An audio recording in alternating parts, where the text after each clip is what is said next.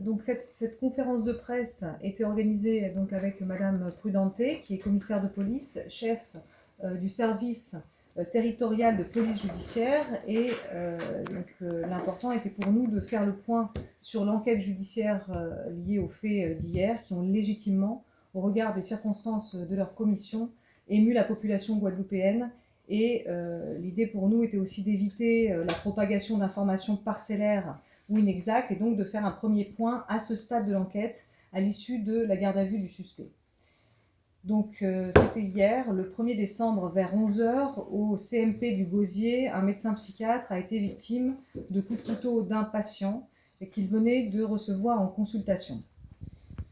Cette consultation s'inscrivait dans le cadre d'un suivi médical régulier de ce patient.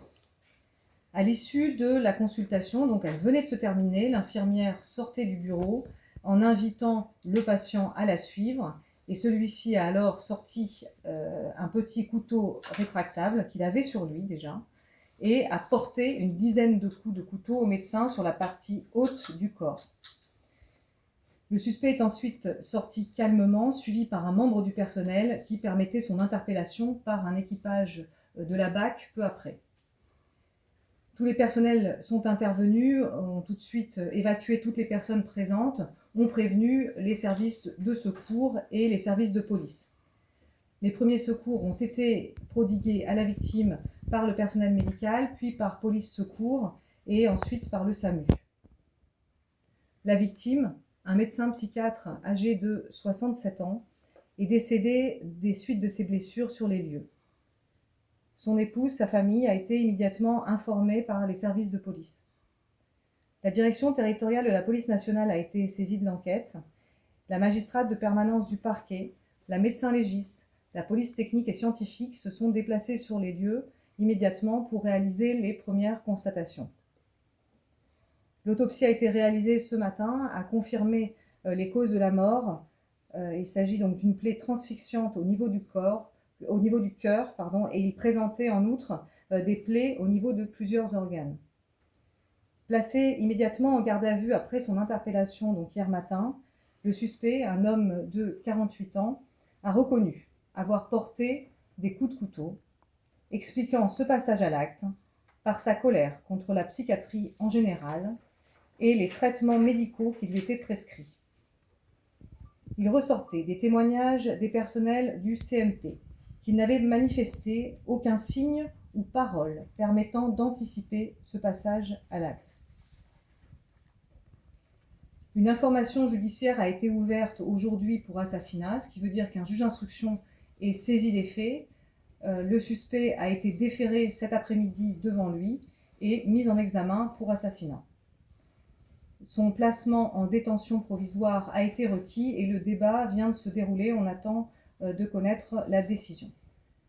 S'agissant de la qualification juridique, nous avons retenu le meurtre avec préméditation au regard du fait que le suspect s'est présenté au CMP avec une arme blanche et avec également la volonté de se venger du système de prise en charge médicale.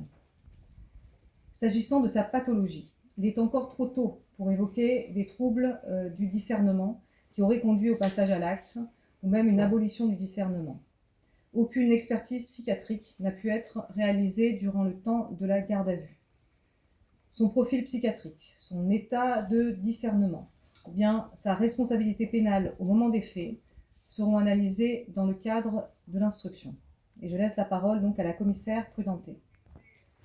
L'intervention des services de police a été très rapide, avec d'abord donc un équipage police-secours qui s'est rendu sur place, suivi de la brigade anticriminalité de Pointe-à-Pitre, qui, dès le signalement de l'individu obtenu, est parti en patrouille et a pu l'interpeller. Nous avons donc été saisis des faits de l'enquête par le parquet de Pointe-à-Pitre. Le groupe de violence aux personnes a donc pris en charge cette procédure avec une assistance de la brigade criminelle au vu de la sensibilité des faits par rapport à la personnalité donc, de la victime. Plusieurs enquêteurs ont donc été sur cette affaire Et nous serons aussi en charge de la commission rogatoire qui nous a déjà été délivrée par le juge d'instruction. Je voulais aussi signaler que la police nationale prend très au sérieux donc, les agressions contre les personnels de santé.